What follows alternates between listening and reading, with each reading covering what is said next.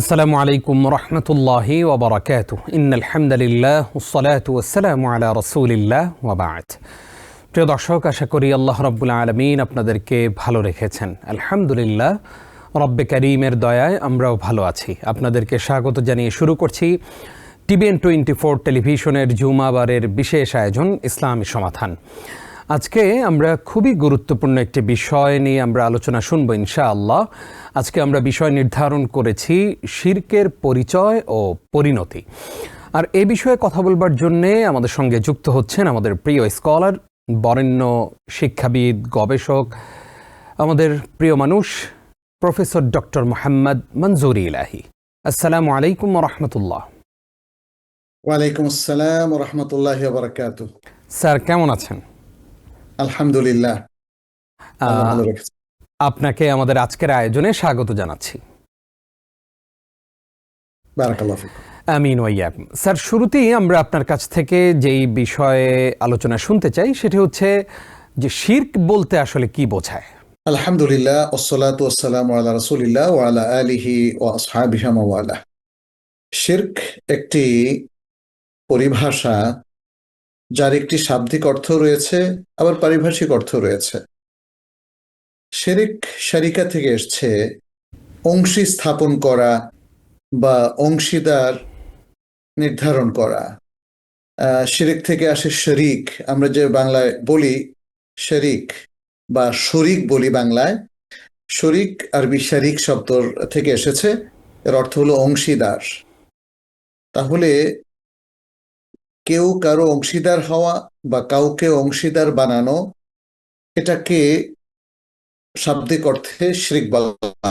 আল্লাহর সাথে কোনো সদৃশ্য অথবা তার কোনো শরিক যদি যেটা আল্লাহর সাথে খাস এমন কোনো কিছুতে স্থির করা হয়, তাহলে এটা হলো শিরক। যেমন আল্লাহ আমাদের স্রষ্টা, তিনি আমাদের এবং আমাদের এই জগতের সবকিছু সৃষ্টি করেছেন। যদি বলা হয় আল্লাহ স্রষ্টা, অন্য কেউ সৃষ্টি করতে পারেন, তাহলে এটা হলো শিরক। আল্লাহ সারা বিশ্ব জগৎকে পরিচালনা করছেন। যদি কেউ বিশ্বাস করে যে না, আল্লাহ তো করছেন, আল্লাহর সাথে আরো কেউ আছে, তাহলে এটা হলো শিরক। আবার শিরক এমনও হতে পারে যে আল্লাহর যে কাজগুলো আছে অথবা আল্লাহর যে অ্যাট্রিবিউট বা বিশেষণগুলো আছে, গুণ, সে গুণগুলো যদি আল্লাহকে বাদ দিয়ে অন্য কারো জন্য আরোপ করা হয়, এটাও শিরক। তাহলে শিরক কখনো হতে পারে আল্লাহর সাদৃশ্য এবং আল্লাহর সমতুল্য স্থির করা, অথবা আল্লাহকে বাদ দিয়ে আল্লাহর গুণগুলো গায়রুল্লাহর জন্য, আল্লাহ ছাড়া অন্য কারো জন্য স্থির করা। আমরা যে ইবাদতগুলো করি সেগুলোর ক্ষেত্রেও শিরক হতে পারে। কেউ যদি আল্লাহ ছাড়া অন্য কোনো কিছুর সিজদা করে, কারো উদ্দেশ্যে মাথা নত করে বা রুকু করে, তাহলে এগুলো শিরক বলে গণ্য। এরকম শিরকের আরো বহু প্রকারভেদ আছে। সংক্ষেপে এতটুকু বলি, এটা আরবিতে একটা চমৎকার সংজ্ঞা আছে, মুসাওয়াতু গায়রিল্লাহি বিল্লাহি ফিমা হুয়া হাক্কুল্লাহ। মুসাওয়াতু গায়রিল্লাহি বিল্লাহি ফিমা হুয়া হাক্কুল্লাহ, যে বিষয়গুলো আল্লাহর সাথে সংশ্লিষ্ট এবং আল্লাহর একান্ত অধিকার হিসাবে কোরআন সুন্নাহ ভিত্তিক স্বীকৃত, সে বিষয়গুলোর কোনো একটিতে যদি আল্লাহর সাথে গায়রুল্লাহকেও সমান অধিকার দিয়ে দেওয়া হয়, অথবা আল্লাহর সাথে তাকে শরিক করে ফেলা হয়, তাহলে এটাই হচ্ছে শিরক। আল্লাহ সমতুল্য স্থির করা, রুবুবিয়তের ক্ষেত্রে, উলুহিয়তের ক্ষেত্রে, অথবা আল্লাহর আসমা কিংবা সিফাতের ক্ষেত্রে। সংক্ষেপে এটাই হচ্ছে শিরক। আশা করি আমাদের দর্শকরা উপকৃত হয়েছেন। এবার আমরা জানতে চাইব যে শিরকের কি কোনো ভাগ আছে কিনা, যে এটা ছোট শিরক বা বড় শিরক, এইরকম কোনো প্রকারভেদ আছে কিনা? জি, শিরক দুনা শিরক আছে, এবং এটাই হলো শিরকের প্রকারভেদ। তাহলে বোঝা যাচ্ছে যে শিরক দুই প্রকার। একটা হলো শিরকে আকবর, আরেকটা হলো শিরকে আসগর। শিরকে আকবর হলো বড় শিরক, এমন শিরক যেটা ভয়াবহতম শিরক বলে গণ্য, এবং এই কারণে এই শিরকে যদি কেউ লিপ্ত হয়, তাহলে তিনি তার ইসলামের যে মানে ইসলামের যে বিষয়টা ছিল সেটা কিন্তু ভেঙে ফেললেন। তার মানে তার ইসলাম ভঙ্গ হয়ে গেল, ঈমান ভঙ্গ হয়ে গেল, এবং তিনি ইসলামের চৌহদ্দির বাইরে চলে গেলেন। তাহলে এটা হলো ভয়াবহতম শিরক, বড় শিরক, এমন শিরক যেটার মাধ্যমে মানুষ আর মুসলিম থাকতে পারে না, মানুষ ইসলামের চৌহদ্দির বাইরে ছিটকে পড়ে যায়, স্বেচ্ছায় হোক অথবা ইচ্ছার বিরুদ্ধে হোক, যেমনি হোক না কেন এই বড় শিরক কমিট করার মধ্য দিয়ে বা সম্পন্ন করার মধ্য দিয়ে সে আর মুসলিম থাকে না। দ্বিতীয় প্রকার শিরক হচ্ছে শিরকে আসগর বা ছোট শিরক।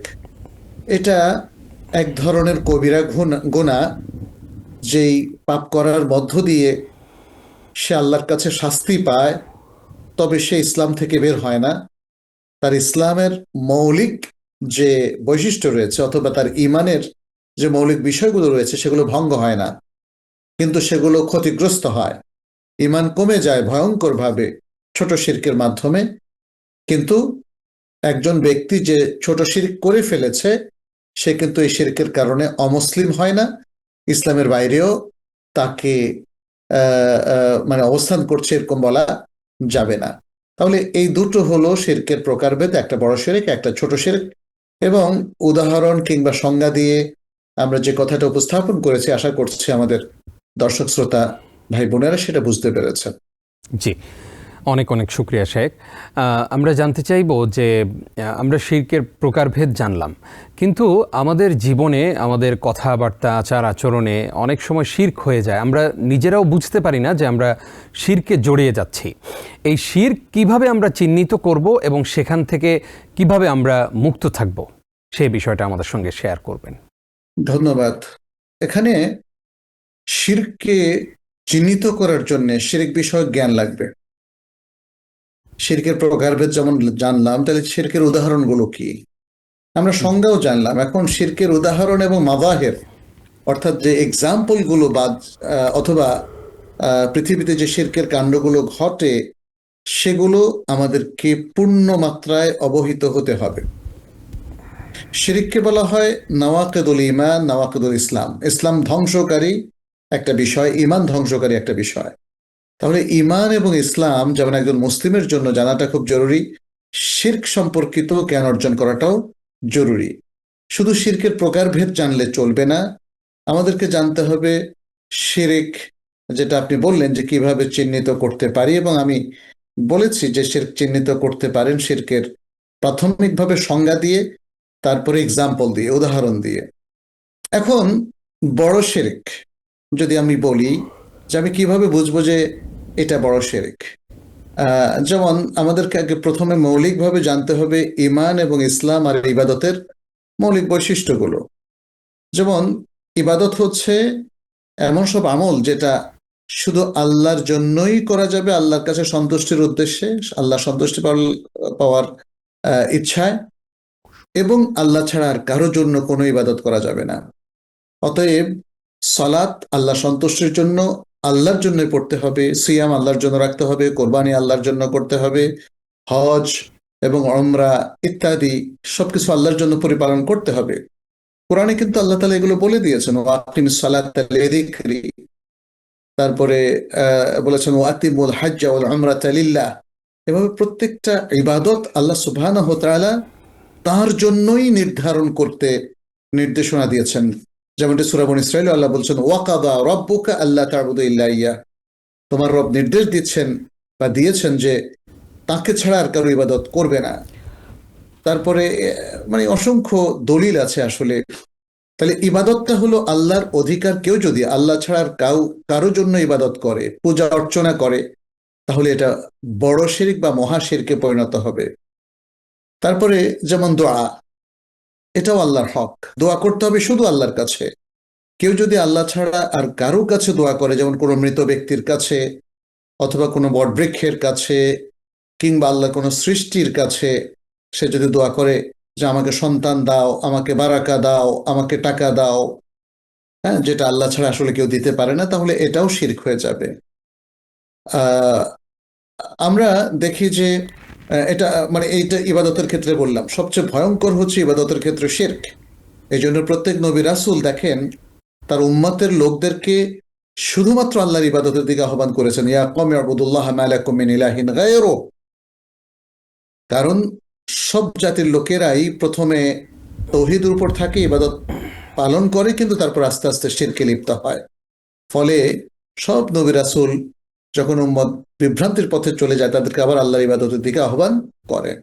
তাহলে এক্ষেত্রেই শিরকের ঘনঘটা বেশি।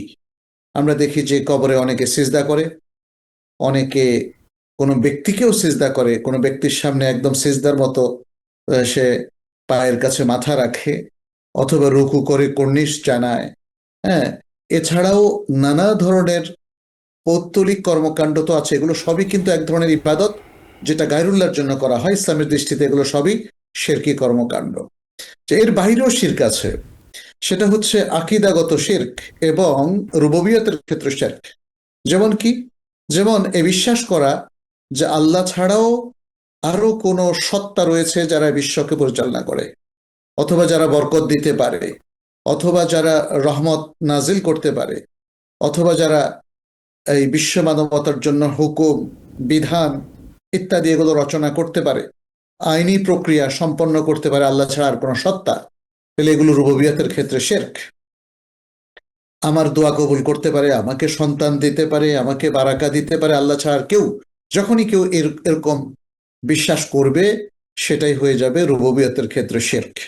তাহলে আমাকে ক্যাটাগরিক্যালি জানতে হবে ইবাদতের ক্ষেত্রে কিভাবে শিরক হয়। হ্যাঁ, আমাকে জানতে হবে রুবুবিয়তের ক্ষেত্রে, যেটা আমি কিছু উদাহরণ এখন দিলাম, সেক্ষেত্রে কিভাবে শিরক হয়। আর সর্বশেষ শিরকের আরেকটা প্রকার হচ্ছে সিফাতের ক্ষেত্রে। যেমন আল্লাহ সুবহানাহু ওয়া তাআলা সবকিছু শোনেন।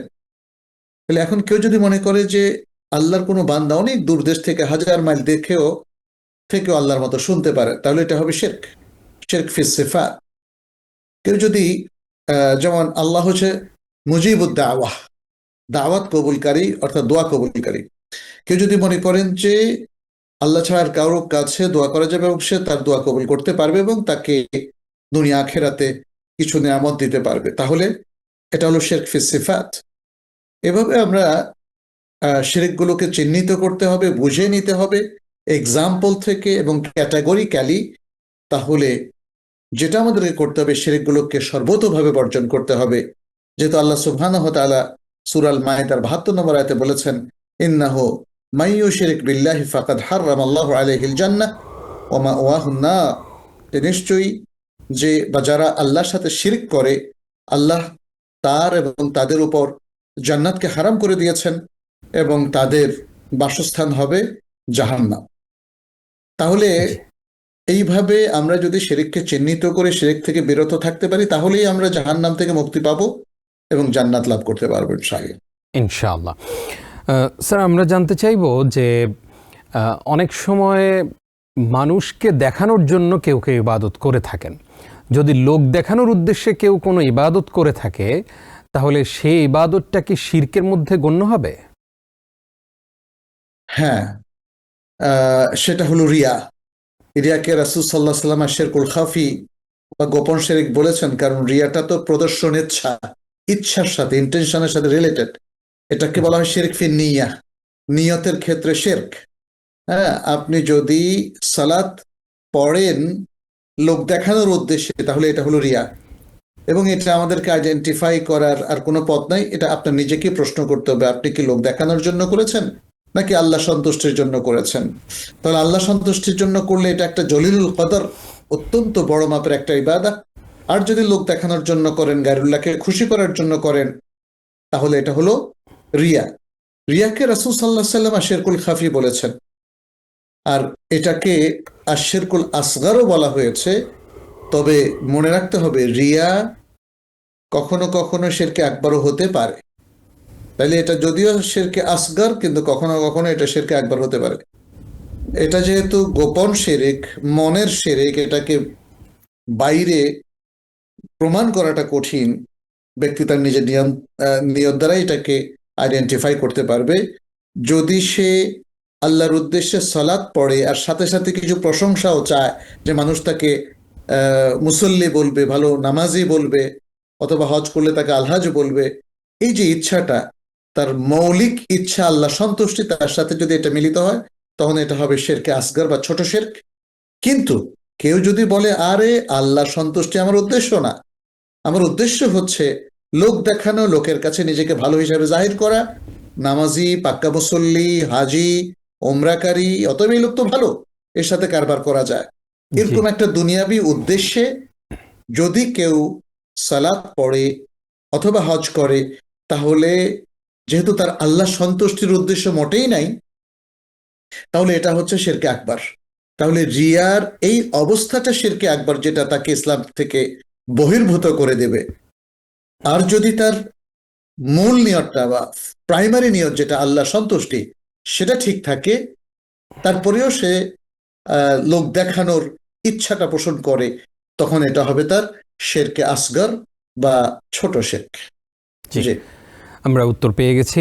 আমাদের কাছে আরও একটি গুরুত্বপূর্ণ প্রশ্ন রয়েছে, সেটি হলো যে কেউ যদি কোনো জ্যোতিষীর কাছে যায়, গণকের কাছে যায়, অথবা এমন কোনো ব্যক্তির কাছে যায় যে ব্যক্তি হাতের তালু দেখে তার ভাগ্য নির্ধারণ করে দেয়, নাউজুবিল্লাহ, এইরকম বিশ্বাসে যদি কারো কাছে যায়, তাহলে সেটা কি শিরক হবে? অবশ্যই শিরক হবে। এবং এক্ষেত্রে যদি কেউ কোনো গণককে বিশ্বাস করে, জ্যোতিষীকে বিশ্বাস করে এবং তারা যে ভবিষ্যৎবাণী করে সেটাকে পূর্ণ বিশ্বাস করে, আর সে মনে করে যে তার ভাগ্য পরিবর্তনে গণক করে দিতে পারে, তাহলে এটা বড় শিরক। এটা বড় শিরক। আল্লাহ রাসূল সাল্লাল্লাহু আলাইহি সাল্লাম একটা হাদিসে কুদসিতে আল্লাহর কথাগুলো তিনি উল্লেখ করেছেন, এটা সহিহ মুসলিমের মধ্যে এসেছে। আল্লাহ কি বলছেন? আনা আগনা শুরাকা আনি শিরক, আমি পৃথিবীতে যত শরিক আছে তার মধ্যে শিরিক থেকে বেনিয়াজ, অমুখাপেক্ষী সত্তা। মান আমিলা আমালান আশরাকা মাই ফিহি গায়রি, যে ব্যক্তি এমন কোনো আমল করে যেটাতে আমার সাথে শরিক করেছে, তারাকতুহু ওয়া শিরকাহু, আমি তাকে এবং তার শিরককে তরক করি। তাহলে যারা এই শিরিকটা করবেন তারা আল্লাহ থেকে তারা পুরোপুরি পরিত্যক্ত হবেন। আর গণক বা জ্যোতিষী, এদেরকে মানে যদি কেউ এদের কাছে আসে, সত্য প্রতিপন্ন নয়, দেখতেও আসে, তাহলে তার ইবাদত কবুল হবে না। 40 দিনের ইবাদত কবুল হবে না বলে রাসূল সাল্লাল্লাহু আলাইহি সাল্লাম জানিয়েছেন একটা সহিহ হাদিসের মধ্যে। তাহলে বুঝতেই পারছেন যে যারা গণক, যারা জ্যোতিষী, যারা হাত গণনা করে, কিংবা তারকার উপরে স্টাডি করে তারা মানুষের ভাগ্য নির্ধারণ করে, তাকে তাকে মানে ভবিষ্যৎ কিছু বলে দেয়, তার গায়েবী বিষয়গুলো বলে দেয়, তাহলে তার কাছে গেলেই তার আমল কবুল হবে না। আর যদি তাকে বিশ্বাস করে তাহলে তো তার ঈমানই থাকবে না। সুতরাং আমাদেরকে এক্ষেত্রে খুবই সাবধান থাকতে হবে যে আসলে আল্লাহ ছাড়া আর কেউ গায়েব জানেন না, এটা যেমন বিশ্বাস করতে হবে।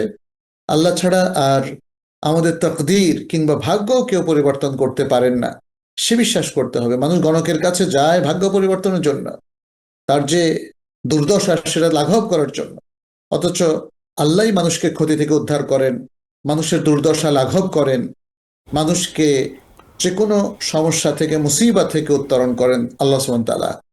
আর মানুষের গোপন ভেদ, রহস্য কিংবা ভবিষ্যৎ একমাত্র আল্লাহ জানেন, আল্লাহর কোনো বান্দারা সেটা জানে না। অতএব গণক কিংবা জ্যোতিষীদেরকে বিশ্বাস করা এটা ইমানের অন্তরায়, ইমান ধ্বংসকারী একটা বিষয়। আশা করি আমাদের দর্শকরা সবাই সতর্ক থাকবেন ইনশাআল্লাহ।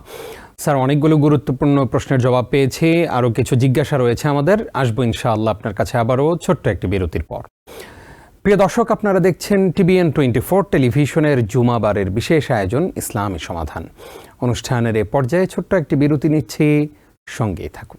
আরও একবার স্বাগত প্রিয় দর্শক, দেখছেন TBN 24 টেলিভিশনের জুমাবারের বিশেষ আয়োজন ইসলামী সমাধান।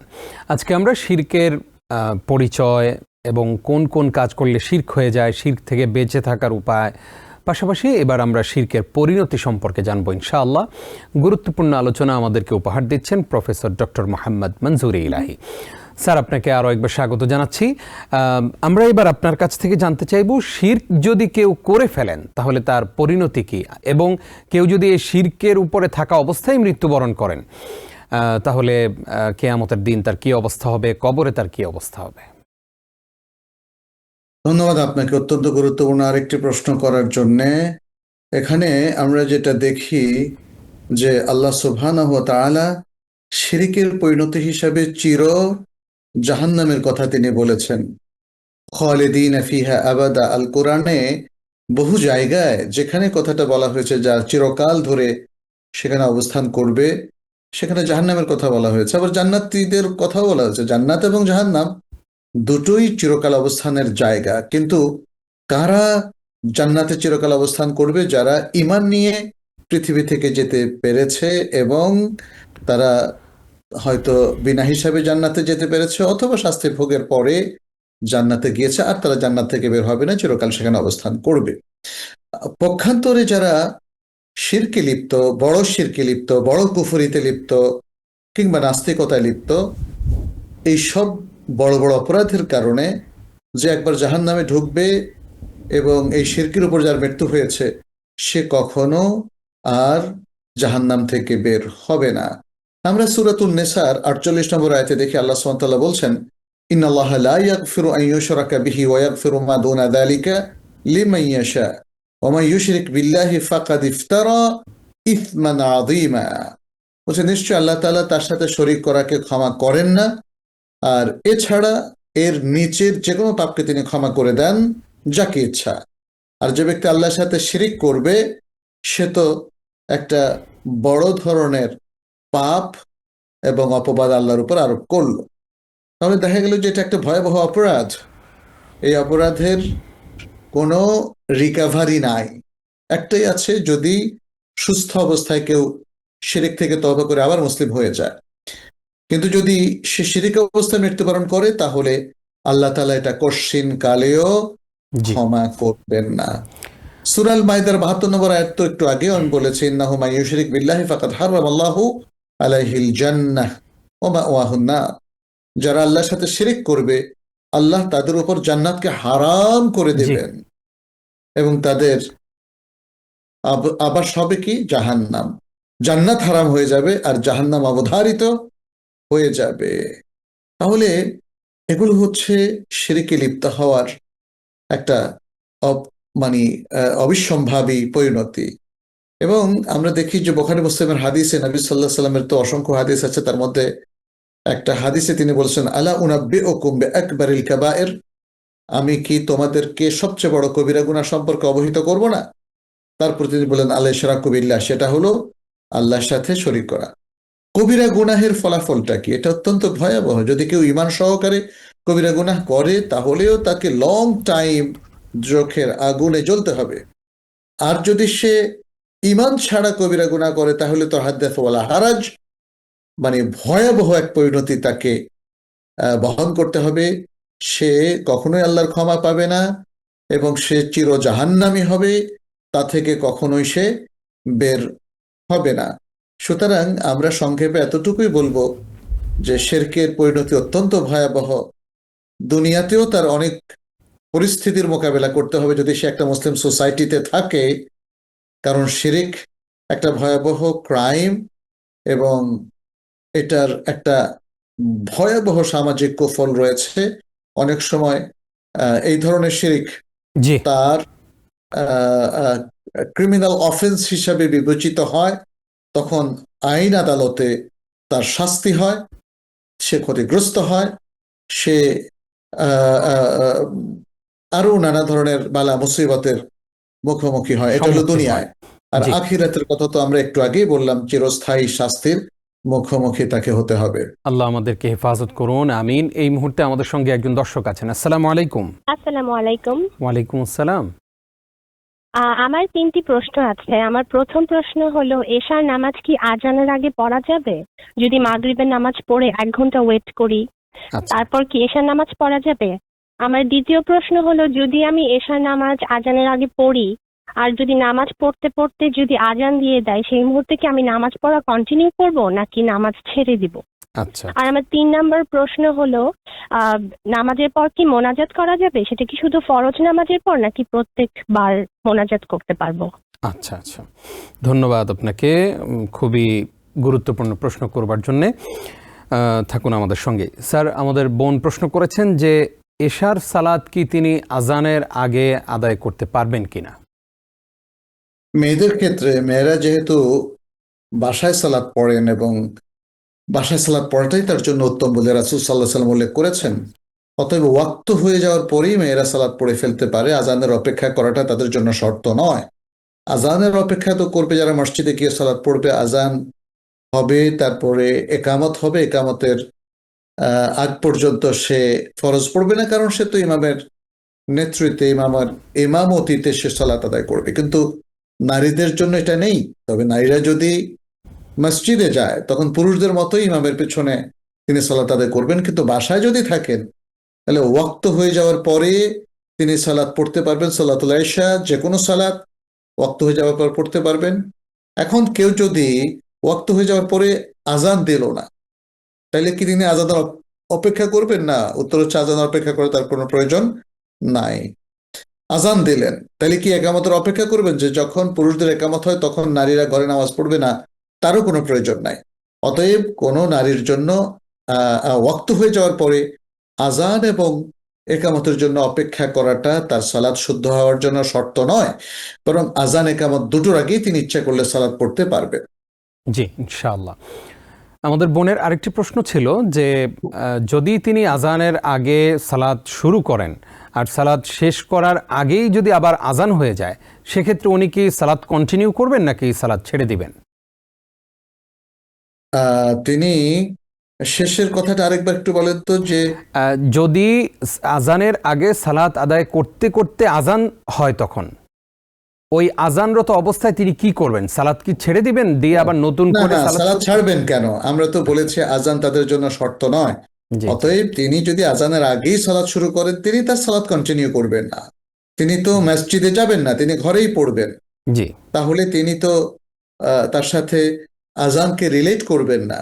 জি, তিনি সালাত যখন শুরু করেছেন ওয়াক্তের মধ্যে সালাত কন্টিনিউয়াসলি পড়ে শেষ করবেন, যদিও এর মধ্যে আজান শুরু হয়ে যায় কিংবা একামত শুরু হয়ে যায়। জি। তার সর্বশেষ প্রশ্ন ছিল যে সালাতের পরে মোনাজাত করা যাবে কিনা, আর সেটা কি শুধুমাত্র ফরজ সালাতের পরেই করতে পারবেন নাকি যে কোনো সালাতের পরেই তিনি মোনাজাত করতে পারবেন? মুনাজাত মানে দোয়া। দোয়া তো যে কোনো সময় করা যায়, সালাতের পরে, সালাতের বাইরে, যে কোনো সময়। এবং মুনাজাত বা দোয়া করার সময় হাত তোলাও যাবে, জি, কোনো সমস্যা নেই। আর ইনশাআল্লাহ। ফরজ সালাতের পরে যেহেতু দোয়া কবুলের একটা মক্ষম সময়, অতএব কোনো নারী যদি ফরজ সালাতের পরে আল্লাহর কাছে দোয়া করেন, এটা খুব ভালো। তিনি হাত তুলে দোয়া করতে পারেন, হাত না তুলে দোয়া করতে পারেন। যেটা আমরা নিষেধ করি সেটি হচ্ছে পুরুষরা যখন মসজিদে ইমামের নেতৃত্বে সালাত পড়ে তখন তাদের উচিত হচ্ছে আদকার গুলো পড়া, তারপরে তারা দোয়া করবে ইন্ডিভিজুয়ালি। কিন্তু আমাদের অনেক দেশে, বিশেষ করে বাংলাদেশেও আমরা দেখি যে ইমাম সাহেব মুসল্লিদেরকে নিয়ে রেওয়াজ করে ফেলেছেন যে প্রত্যেক ফরজ নামাজের পরে তিনি আজকার গুলো বাদ দিয়ে আল্লাহ রাসূল সাল্লাল্লাহু আলাইহি ওয়াসাল্লামের সুন্নাহ অনুসরণ না করে মুসল্লিদেরকে নিয়ে আল্লাহুম্মা আমিন বলে হাত তোলেন। জি, এই জায়গায় এই সিস্টেমটাকে ওলামায়ে কেরাম তারা বলেছেন যে এটা রাসূল সাল্লাল্লাহু আলাইহি ওয়াসাল্লাম থেকে সাব্যস্ত হয়নি।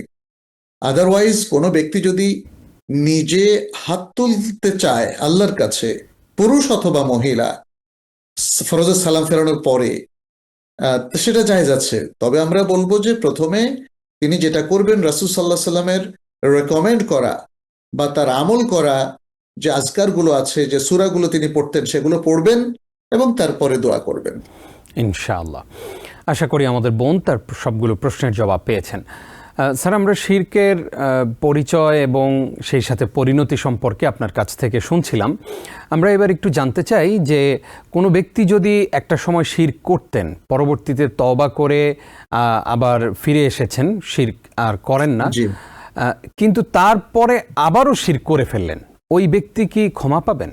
জি, একজন ব্যক্তি যদি তিনি শিরিক করে ফেলেন কিংবা ভয়াবহ অন্য যে কোনো আহ, তিনি যদি আবার অপরাধ করে ফেলেন, পাপ করে ফেলেন, কুফরি করে ফেলেন বা নাস্তিক বাক্য উচ্চারণ করেন, তাহলে তাদের ক্ষমা হবে কিনা? হ্যাঁ, তাদের ক্ষমা হতে পারে, একটাই শর্ত, সেটি হচ্ছে তওবা করা। তওবা করা, আল্লাহর কাছে ইস্তেগফার করা, ক্ষমা চাওয়া, অনুতপ্ত হওয়া, এবং অনুতপ্ত হওয়ার পাশাপাশি কমিট করা, এই কমিটমেন্টে আসা যে আল্লাহ, আমি আর কখনো এই খারাপ কাজটি করবো না, এই পাপটি করবো না। এটা হলো তওবার মূল এসেন্স। আর বান্দার হকের ক্ষেত্রে তার কাছ থেকে ক্ষমা নেওয়া, অথবা বান্দার হক যেভাবে ক্ষমাপ্রাপ্ত হয় সেরকম ব্যবস্থা করা।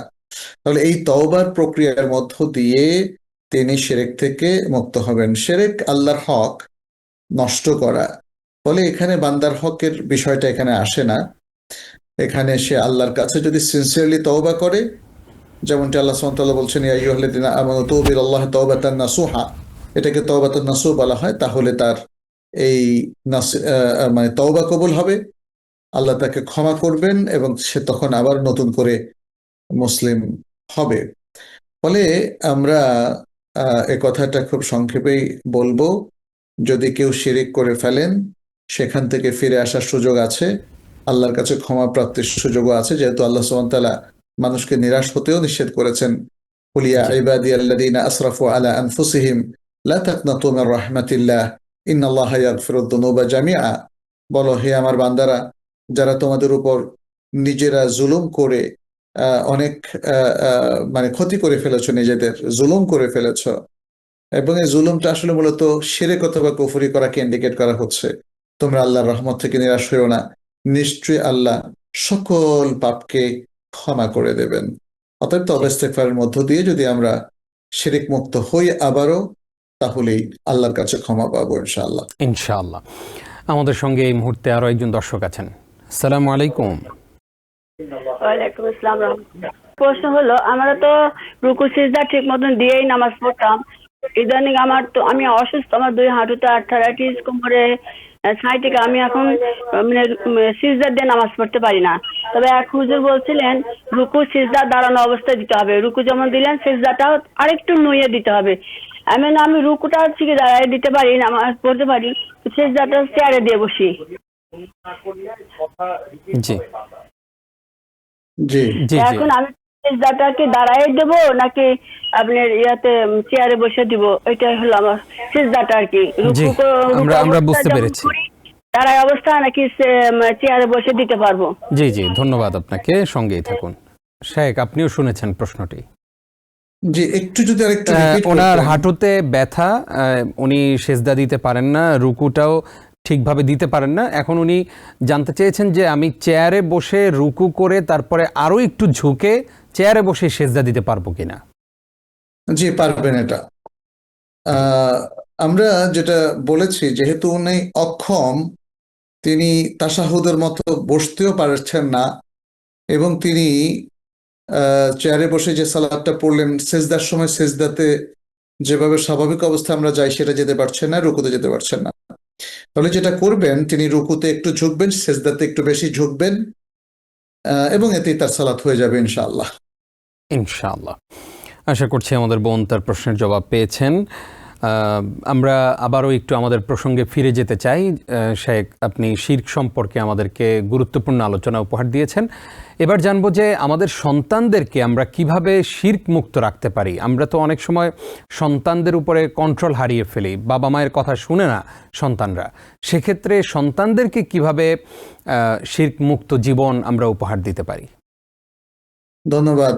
সন্তানদেরকে শিরিক মুক্ত জীবন এবং চমৎকার ধর্মীয় জীবন কিংবা নৈতিকতা বোধ সম্পন্ন জীবন উপহার দেওয়া, এটা প্রত্যেক প্যারেন্টসের কাছে কাঙ্ক্ষিত। আমরা সেটা চেষ্টাও করি।